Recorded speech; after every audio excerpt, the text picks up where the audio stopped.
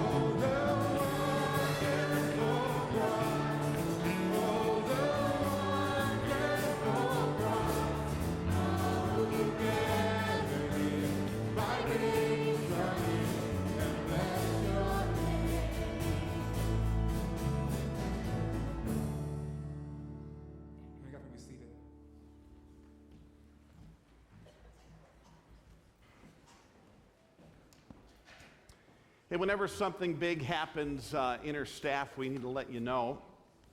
And this week we celebrate the official announcement that Jeff and Aaron are expecting baby number 2.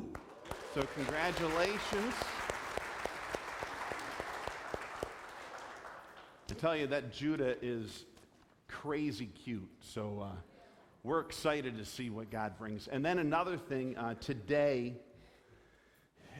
is our illustrious secretary, Jen Hodge's birthday. So happy birthday to Jen Hodge. I'm actually trying to find her. Where is she in here? She's hiding. Okay. Happy birthday. She's a great secretary. Hey, today we talked about the reality that our God is full of grace. He's gracious. And songs have been written with the words, there's an old hymn, Wonderful Grace of Jesus. Matchless grace. And who can forget the song Amazing Grace? And God's grace is wonderful, it is matchless, it is amazing, but His grace is not fully recognized until we come to the grips with the reality that we're not really so great. Grace is something we don't deserve. So if I ever feel that I deserve it, that's when I begin to diminish, in my mind, the greatness of God's grace. And one thing is very clear in the Bible. We're not deserving of God's generosity to us because, to put it bluntly, and I hate to break it to you this way, we've all got issues. Romans 3:10, there's none righteous, not even one. Romans 3:23, for all have sinned and fall short of the glory of God. Gang, here we go. We're all damaged goods. We're all dilapidated buildings. We all need a lot of work. Here's the phrase I've been mulling around in my mind this week. You ready? We're all fixer-uppers. And we all need to see ourselves as that. I'm a fixer-upper. You're a fixer-upper. We're all fixer-uppers. Would you admit that to yourself? Would you admit that even out loud? Let's try it. Say it about yourself. I'm a fixer-upper. Boy, you folks are in rough shape this morning. Just proving you are fixer-uppers. Okay, say it again. Now, I saw there was a couple of you that didn't say it. So to help out, turn to your neighbor and say, you're a fixer-upper. Okay. You seem to enjoy that more than admitting it for yourself, didn't you? We all are. Lisa and I have gotten somewhat hooked on the show Fixer Upper. I don't know if you've seen it or not. This couple takes home buyers through these homes that need an extensive amount of work, and they mention the home purchase price. Okay, we can purchase it for this much, but then it's going to take this much to restore it. And I remember one show, this couple bought this absolute dump of a home. It was so far gone. And they came in and they said, you can buy this home for $15,000, okay? Most of us pay more than that for our car. And you can buy this home for $15,000, and then they said, and it's going to take $100,000 to fix it up. And I thought, are you kidding me? Are you joking? You're going to buy that place where all it needs is a sign that says Bates Motel, and you're going to dump how much into it? And guess what they did? That's exactly what they did, and they poured so much into that thing. And I could imagine spending $100,000 to do special renovations on a mansion, but on a dump?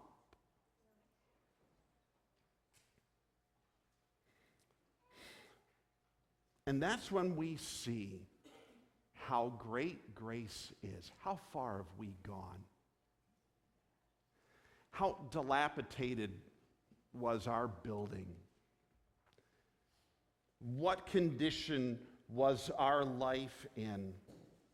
And that's what makes the investment and work of God so amazing in our lives. That's His grace. Understanding the state of our lives without God, there's two directions that He could have gone. As He looked at our lives, He could have said, demolition. Let's just forget this.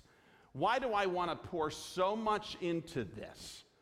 Let's just doze it, and start over from scratch. And He could have chose demolition, or He could choose restoration. That's grace. Grace is God's undeserved generosity to meet our specific need. Grace is the outrageous investment of God's life and His righteousness into spiritually bankrupt lives. Grace is only understood in its fullness and greatness when we see just how empty our lives are without Him. And that's why the songwriter penned Amazing Grace. It's awesome. Amazing grace, how sweet the sound, let's see if you're with me, that saved a wretch. Exactly. I once was lost, but now am found, was blind, but now I see. That's what makes God's grace so amazing when it's contrasted with our fixer-upper state. Today we celebrate God's grace to us. Sinners, lost, blind, wretches.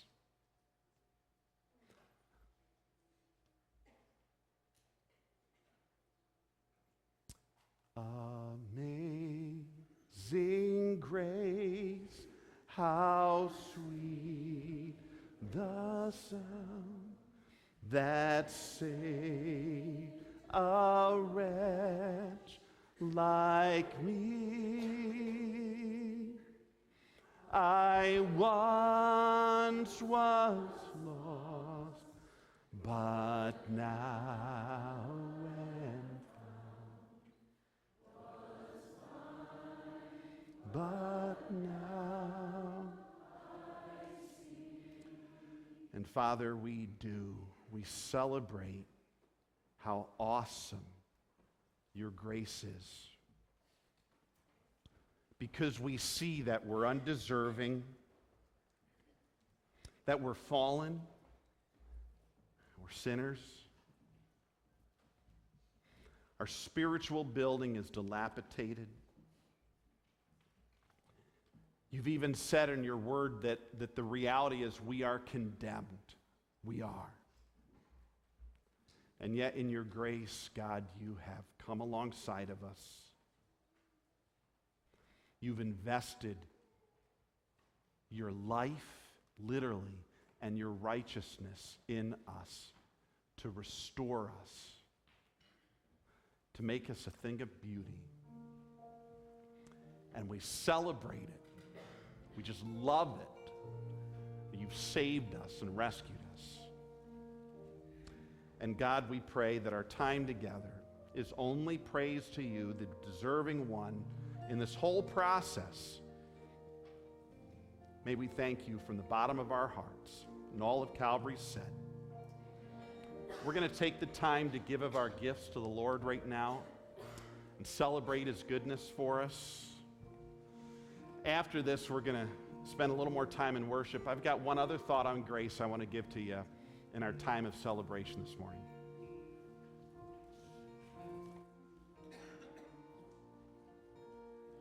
Morning dawns and evening fades. You inspire songs of praise that rise from earth to touch your heart and glory.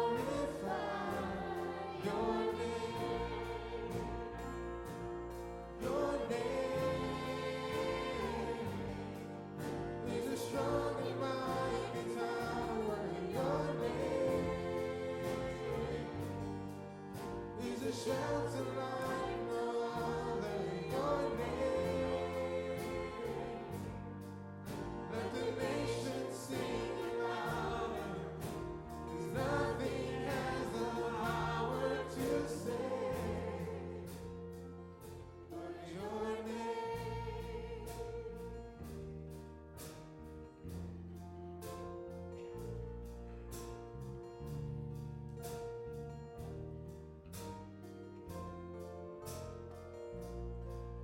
And Jesus, in your name we pray. Come and fill our hearts today. Lord, give us strength to live for you and glorify your name. Your name is a strong and mighty tower. Your name is a shelter like no other. Your name, let the nations sing louder. Nothing has the power in your name, but your name is a strong and mighty tower. Your name is a shelter like no other. Your name, let the nations sing louder. Nothing has the power to save but your name. Y'all stand and worship with us for a little bit. In your name. Let's all stand and sing this. Is a strong and mighty tower. Your name is a shelter like no other. Your name, let the nations sing louder. 'Cause nothing has the power to save but your name.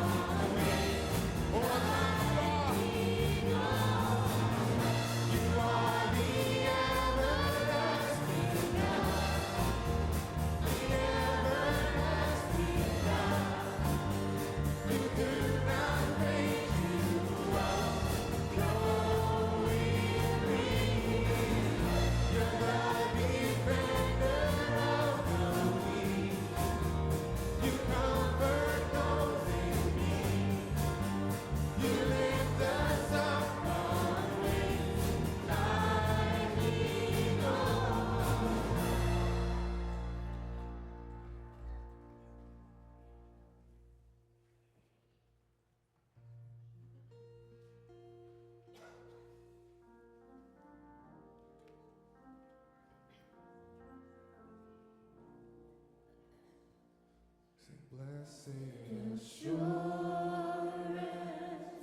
Jesus is mine. Oh, what a foretaste of glory divine, heir of salvation, purchased of God, born of His Spirit, washed in His blood. This is my story, this is my song, praising my Savior all day long. This is my story, this is my song, praising my Savior all the day long. And then we sing verse 3. Perfect submission, always at rest. I in my Savior am happy and blessed, watching and waiting, looking above, filled with His goodness, lost in His love. This is my story. This is my story. This is my song, praising my Savior all day long. This is my story. This is my song, praising my Savior all the day long. Say this is, and this is my story. This is my song, praising my Savior all the day long. This is my story. This is my song, praising my Savior all the day long. May be seated.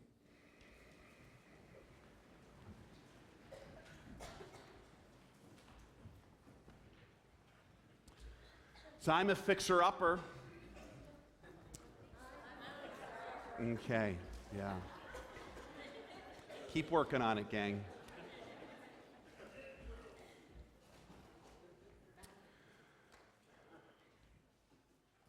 When the famous preacher and evangelist Billy Graham was driving through a small town down in the southern states, he was pulled over by a police officer.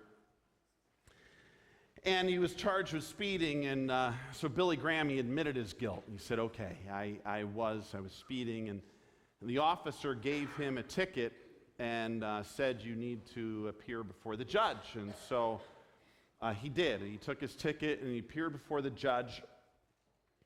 And the judge just said, guilty or not guilty? And Graham said, I'm guilty. And so the judge said, well, that will be a dollar for every mile per hour you were above the speed limit. And he says, your fine is $10. Now, some of you are saying, $10? I wish that were the case today. Well, inflation.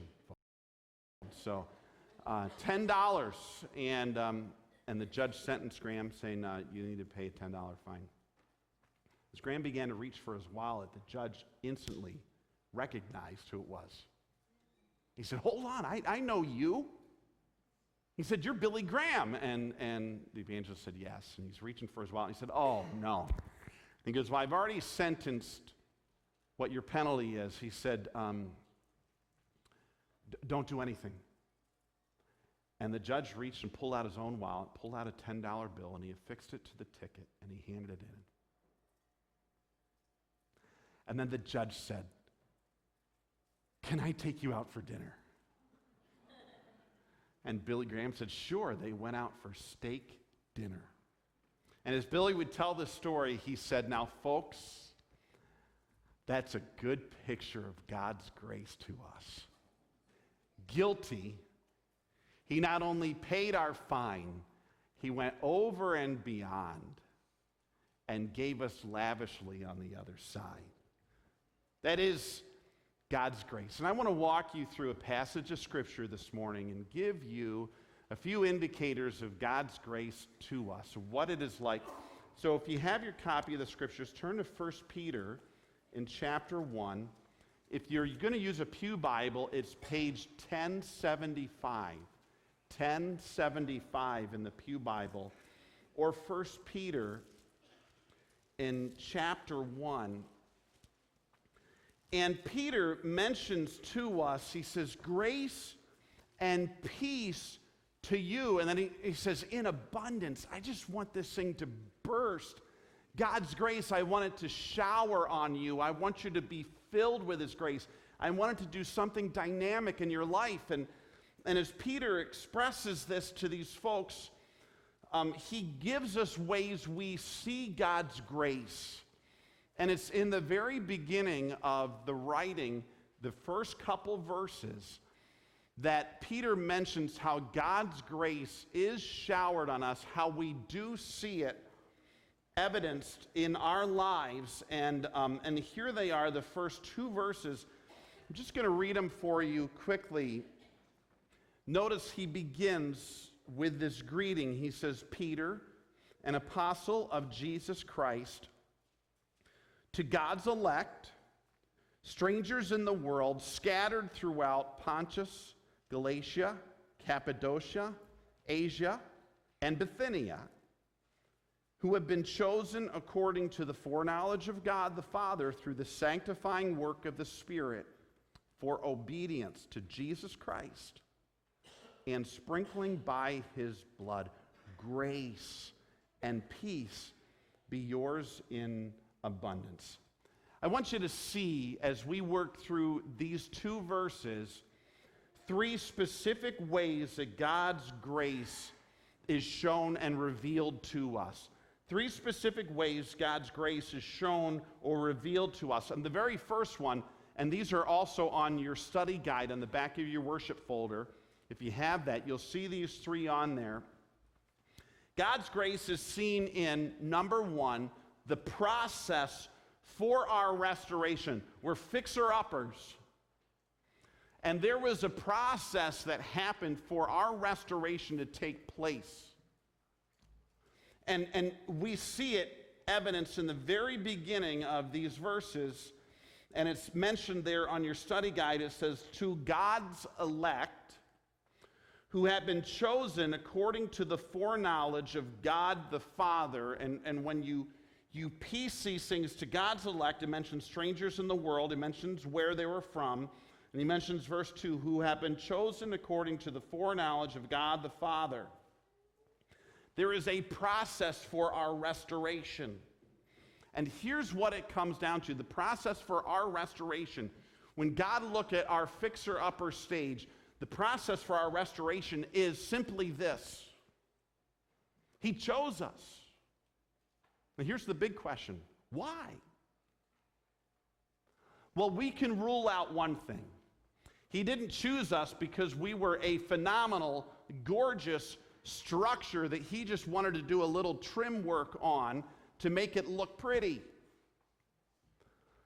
He chose us apart from us. He didn't choose us because of us. It's not because of us, it's because of his love and his grace. I want to give you some verses that evidence this. Here's what Titus says: "Not by works of righteousness which we have done." He didn't choose us because of all we've done. It says, but because of his great mercy, he saved us. It mentions also in the book of Ephesians, he chose us in him before the foundation of the world to be holy and blameless in his sight. In love, he predestined us to be adopted as his sons through Jesus Christ. And here's what Paul says in the book of Romans, chapter 5, verse 8. He said, God showed his love for us in this: while we were still sinners, Christ died for us. Here's the reality. When God saw our fixer-upper stage, even in our dilapidated condition, because of his grace and generosity to us, he chose us, selected us. Some people say that must say a lot about us. No, it really doesn't. It says a lot about God. I heard one theologian put it this way: it's a harsh reality to swallow. But he says, imagine a plastic surgeon coming up to you and said, oh, can I do some work on you? I'd love to show my great abilities with turning something around. You'd think, oh, that's not nice. And God's work on us doesn't show off how great we are. It shows off how great his grace is. This is the process. God pulled us out of our dilapidated state in spite of our condition because of what he knew he could do with us. His rescue work in us isn't a testament to us. Rather, it's a testament to his ability to do anything and bring anything back to beauty. He started the process of this massive restore, and truthfully, we step back and realizing we didn't initiate it, and we say to him, God, thank you. Thank you. That's the process for our restoration. And we see his grace in it. He chose us because of his love for us, not because of how great we are. Here's the second thing. There's the process for our restoration. There is the purpose for our restoration. If you notice, we continue down through it. There's the process. We're elect. He chose us according to the foreknowledge of God. Then he mentions through the sanctifying work of the Spirit. Now, here's the reason. This is the purpose why God restores and what he's doing with us. Says it's through the sanctifying work of the Spirit for obedience to Jesus Christ. So here's the deal. God chose us by his grace so that he could fully restore us. He didn't just save us from destruction and leave us fallen. Some people think God rescues this building from demo and then leaves it. The main thing is you're rescued. You're saved. But God doesn't come alongside and merely put a ribbon around this fallen down place and say, you can't demo it, you can't destroy it, and then he leaves it like that. No, God actually grabs something to build it back up and to restore it to a thing of beauty. He's got a whole set of blueprints of what he wants to do in your life and in my life, and truthfully, it's not anything you could ever imagine. It's awesome. He wants to make you a thing of beauty that resembles him in every way. Here's where we get this. These words, sanctifying work. Sanctifying work. And the word sanctifying means that God has set us apart, and he's taken us from our dilapidated state, and he wants to remove us from that, and he wants to set us unto good works and set us toward doing great things for him. So he removes us from our sinful state, and he removes us toward this restore, this restoration state where we can be a thing of beauty. And that's exactly what he says. I've sanctified you for obedience to Jesus Christ. That's restoration. That's the blueprint. God kept our condemned place from demo, so it will be a place that he deals and dwells in. Now let me just ask you, as we think about the restoration process, this restore. Do you have any projects around the house that are yet unfinished? Husbands, I apologize in advance for this illustration. I may have a project or two around the house that needs to get done. And wives, truthfully, I really like hearing about the ones your husbands have yet to do because it makes me feel better, really, about what I have left to do. And one of the biggest projects I have left to do is we have electric garage door openers in our house. We've got 2 of them. And we have this door goes partway down. And as it, you push the button, the clicker, and it's coming down. And it gets right about here. And then all of a sudden, it starts going back up. And then you push the button, and it comes down to about here. And then it starts, and then you push the button, and it comes down to about here. And then you push the button, and then it hits the bottom, and then it starts back up. And so what happens is when it hits the bottom, just really quick, you have to click the button twice, and then it may come up a couple inches, but then it stops. So it does work pretty good. I mean, I can handle it. I can live with it. The problem is it's on my wife's side where she pulls her car in. And we know it gets to be a pain as it just keeps doing this back and forth and back and forth. And now the good thing is it's only been doing this for about 6 months. And from what I hear from some of you husbands, I got another year or two to work on this. But what's crazy is we get used to it. And I'm glad this thing right here it's in between me seeing my wife's face right now. We get used to it. So guess what we've been doing for 6 months now? And that's all we do when that thing goes down and up. And then finally, we're used to it doing that. And we don't really need to fix it because we've worked through it. Well, interestingly enough, when God started this process and drew us to Him by His grace, and then He wanted to start this whole restoration, that's the process. That's the reason why He saved us in the first place, is to change us. And I end up thinking, how often do we get used to living our old way that we're okay with that and we don't need the restoration? I can make do. It's been this way for a long time. Do I really need to change it? And truthfully, shame on us. The most beautiful thing that God wants to do, the reason why He rescued us and saved us was to restore us. And we cling to the rescue, and oftentimes we resist the restore. And we need to let Him do the whole work. Shame on us for not going through and along with the blueprints, for us to look more and more like Jesus Christ. Shame on us for getting used to making do and living with it the old way and just giving in to our habits and our shortcomings and our sinfulness. And so the whole purpose of what He did in our lives was not merely for the rescue, it was for the restore, and we can no longer make excuses. We can no longer continue making do with our habits. And we need to keep moving forward to realize the whole reason why God rescued us in the first place. It was for restoration. It's that sanctifying work through the Spirit for obedience to Jesus Christ. That's the purpose. So we see the process, we see the purpose, and now we see, lastly, the payment. The payment.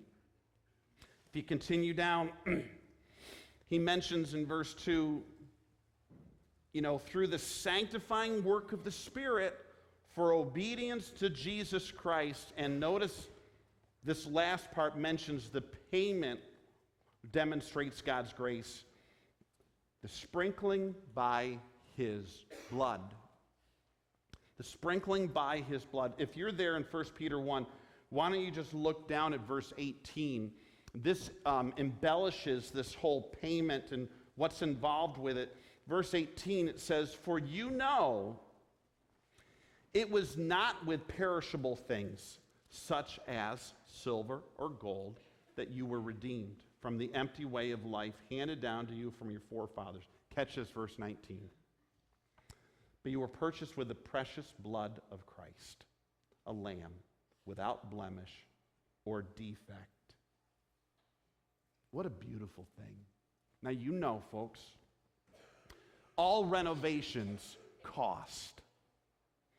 When you take something that's fallen and dilapidated and you put in the materials and the labor and all the time that's involved with this, you know all renovation costs. Well, just put it in perspective, the cost for our life's restore is the very life of Jesus Christ himself.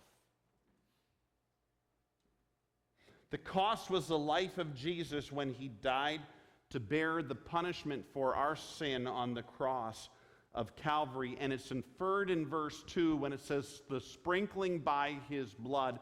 And it is billboarded in verse 19 when it says, but with the precious blood of Christ, as in a lamb without blemish or defect. The reality is the payment for our restore, what God invested into our restoration, was the life and death of his son Jesus. And when you think about that Jesus died as payment so we can be rescued and restored, it sure makes that $100,000 investment into the $15,000 home seem really weak and cheap, because God put it all into you and me to be rescued and restored. Here's some verses that amplify it. For God so loved the world, you know how this goes, that he gave his only begotten Son, that believeth in him shall not perish, but have. Here's another one that amplifies it. For God did not send his Son into the world to condemn the world, but that the world through him might be saved. And another one, but God, who is rich in mercy, made us alive with Christ, even when we were dead in transgressions. It is by grace you have been saved. And truthfully, of all the lopsided, nonsensical investments ever made in the history of mankind, the investment God made into lost, fallen people with the life and death of his Son eclipses everything by far. By far. That's why they call it grace. It's lavish. It's undeserved. It's way over the top. And it's why we take the opportunity today to say, God, thank you. How great is our God, and all will see how great is our God. Awesome. One more time. I'm a fixer-upper. Yeah. And his grace has grabbed us, started that process of restoration, and even paid the price for it. Embrace it. Thank him. You need to say hi to Irene Lagerfo over here. So good to see her. And I see Wendell in the back. Make sure you get to give him a hug too. And as our Thanksgiving present from Calvary Baptist Church to you, we let you out 3 minutes early today. God bless you. See you in the back, gang.